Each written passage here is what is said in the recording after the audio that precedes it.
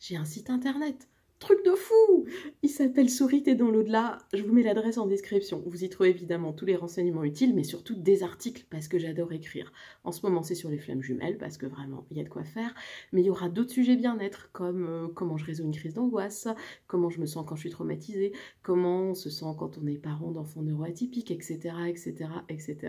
Souris t'es dans l'au-delà.com, adresse en description. Bon, dites, ça bouge, hein, ça y est, alors on est reparti pour le mouvement énergétique, on en a pour fin novembre, décembre, janvier, ça va déborder jusqu'à février. Il y a 3 dates clés, il y a eu la mi-novembre qui a amorcé tout ce mouvement, il y a la date du 8 décembre et il y a le 15-20 janvier. Autour de ces 3 dates-là, le mouvement est particulièrement intense. Alors on est reparti pour les yo-yo et les up and down, aussi bien énergétiques que physiques que émotionnels, avec les surprises pas toujours faciles à gérer, les mouvements de vie à 180 degrés, quoi d'autre, les projets qui n'aboutissent pas, les perturbations de sommeil, les moments de fatigue. Bon bah voilà, bon courage à tout le monde, on sait que c'est fait pour nettoyer et pour changer dans le bon sens, donc on s'accroche.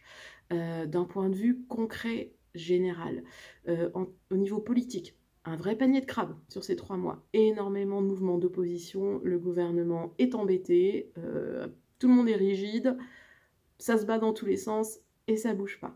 On aura aussi des difficultés économiques évidemment, donc les gens sont dans un climat d'anxiété, tout le monde est un peu focalisé sur son petit nombril, à se demander comment il va tenir le coup financièrement. Du point de vue des médias, on nous annoncera évidemment que des mauvaises nouvelles et toutes les catastrophes de la Terre à tous les niveaux. Bon, ok.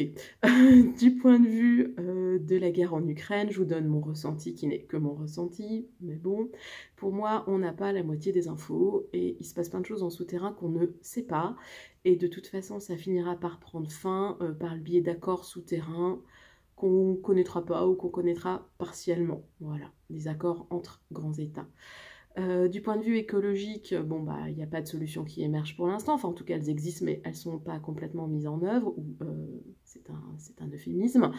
Donc il y a des mouvements de protestation qui s'installent de plus en plus, ça ne se traduira pas forcément en événements dans les 3 prochains mois, mais en tout cas ça se construit, toute cette colère écologique se construit.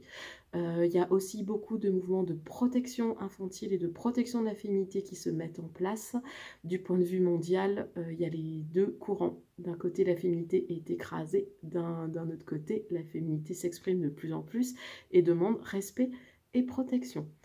Ok, bon, qu'est-ce qu'on fait avec tout ça, nous, maintenant? Bon, déjà, on se souvient que ça n'est que le symptôme de valeurs sociales en dislocation et que ces valeurs sociales vont être remplacées par d'autres plus pérennes et qui nous correspondent plus. Donc, c'est pas compliqué.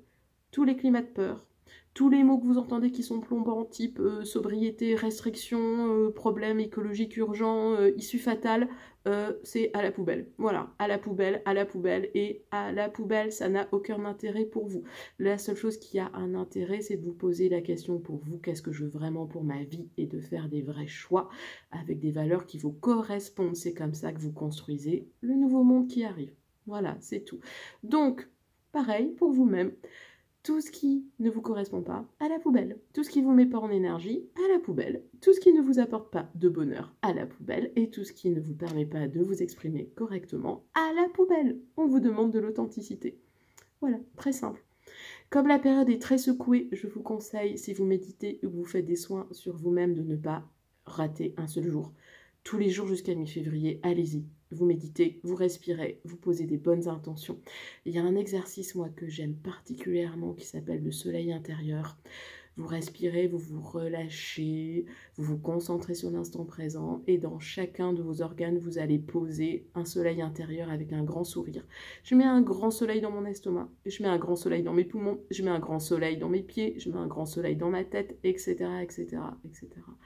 Ça vous calme, ça vous ressource, ça maintient une chaleur douce intérieure et ça vous reconnecte à des plus jolies choses. Voilà, merci, à bientôt et bon passage.